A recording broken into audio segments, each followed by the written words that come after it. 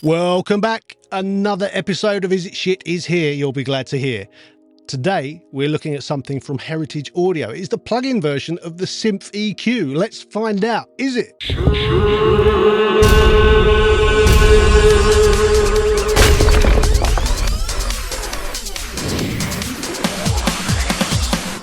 Interesting one, this. I've used the hardware. I very nearly bought the hardware. I really like the hardware. So when I saw there was a plug-in, I'm like, that's worth a look. Let's dig into it. Heritage Audio. I think they're a Spanish company who make a bunch of stuff which emulates famous gear. I think they do a lot of Neve-based stuff. I think they've done a Tube Tech processor style thing. That's kind of their thing. They make what are the word? Not copies, but they make things inspired by other gear. And they started doing plugins. We looked at their Heritage tape thing recently, which wasn't all that good. But anyway, we try again. This is the Symph EQ. First of all, it looks identical to the hardware, which puts me in a nervous position straight away. Designs that work for hardware are not always great designs for software. Using your hands and using a mouse, two different things. So yeah, we'll see how that works out. Let's start on the left. We've got your high pass and low pass knob, and this is a case in point. When you're using your hand, to grab the ring around the outside is very easy. To do that with a mouse, not easy. Bit of a pain in the arse, drove me a bit mad. But anyway, that's where it is. Should also mention this kind of mirrors. You work in, so that's on the far left for the left channel, or the mid channel because it's a mid-side processor too, or it's on the right for the right channel and the sides. So moving in, we've then got your high frequency. You've got your kilohertz select, you've then got your cut or boost, and it is either cut or boost. So there's a button for cut, otherwise it's boosting. And then you can push it into plus 0.5 dB increments, so you can basically make it a more finer control. We then got same on the low frequency. Again, it's cut or boost. You don't just flip it one way or the other. You have to push the button to go into cut mode. Again, you've got the 0.5 dB increment button. Same on the other side, just mirrored.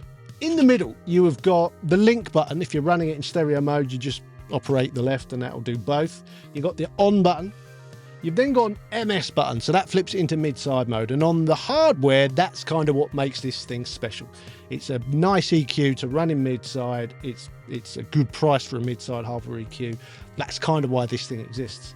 The BPM and the BPS, that's basically just to bypass them. Simple as that. You've got an output trim in the middle, which is, looks like you need a screwdriver for it, but obviously it's a plug-in, so just get there with the mouse. That's about it. I will say it sounds pretty good. It's a bit of a pain in the ass to operate, and it kind of can't really do anything that you can't do with Pro Q3 or any other plugin really. The whole reason for the hardware is that it has a sound. It does have that Neve EQ vibe. It's got that warmth. This plugin does have that. Someone mentioned online, oh, it's a completely clean digital EQ. It's not. I've tested it. It does have some very subtle harmonics, but they are very subtle. It's very clean. At kind of regular operating levels, you're not really going to notice it. You kind of have to really push into it to get some saturation out of it.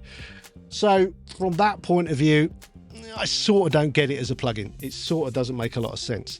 Let's talk about the demo. It's full 14 days. Can't argue with that. Price-wise, bit of a bone of contention here too.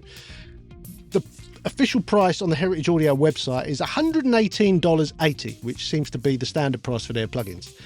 That's just too much money.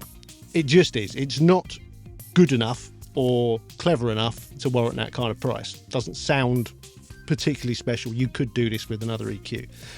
The other problem with that price is that depending on where you look, you get different prices. So they advertise it at $118.80 on their website, but then on adverts they've got running in other places, it's $99, which there's not much in it, but there's a bit in it. You'd be pissed off if you paid $118 and it turned out to be $99.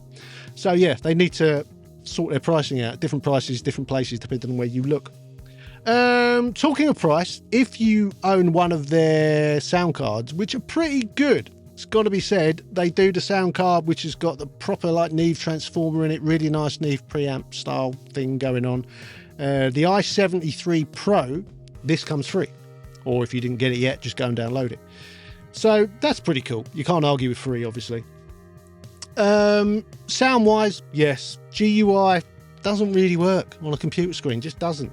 Stack it, don't make it a 19-inch thing, that doesn't make any sense. Are you likely to use it? Maybe. That's on the fence, that one. Are there any extras? No, it just does what the hardware does. You know, arguably could have made it a bit more flexible, another band or some, you know, slightly more flexible usage, possibly. Value, I think 118.80 is too much. I think 99 is too much, realistically.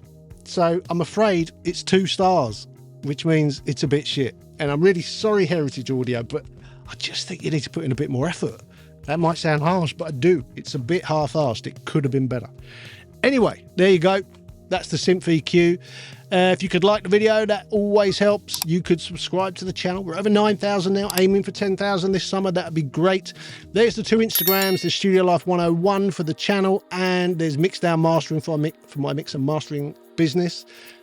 There is the website where we've got the top 5 plugins, and there's a bunch of courses and other stuff on there. The test of this is coming right up at the end, and I will say adios. See you later.